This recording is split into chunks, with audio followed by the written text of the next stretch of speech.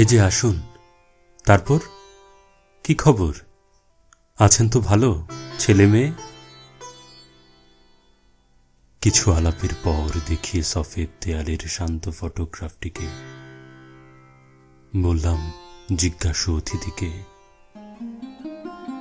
এই যে আমার ছোট ছেলে, যে নেই এখন, পাথরের টুকরোর মতন ডুবে গেছে আমাদের গ্রামের পুকুরে।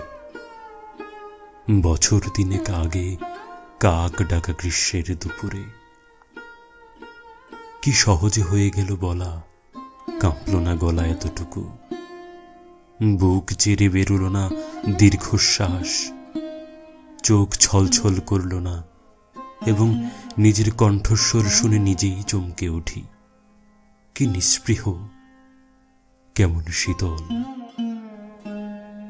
3টি বছর, মাত্র 3টি বছর কত বর্ণা জাল বনে কেটেছে, অথচ এরই মধ্যে বাঁচ খাই কেউ যেন আমার শোকের নদীটিকে কত দ্রুত রুক্ষ চর করে দিল। অতিথি বিদায় নিলে আবার দাঁড়াই এসে ফটোগ্রাফটির প্রশ্নাকুল চোখে, ক্ষীয়মান শোকে। ফ্রেমের ভেতর থেকে আমার সন্তান চেয়ে থাকে নিষ্পলক, তার চোখে নেই রাগ কিংবা অভিমান।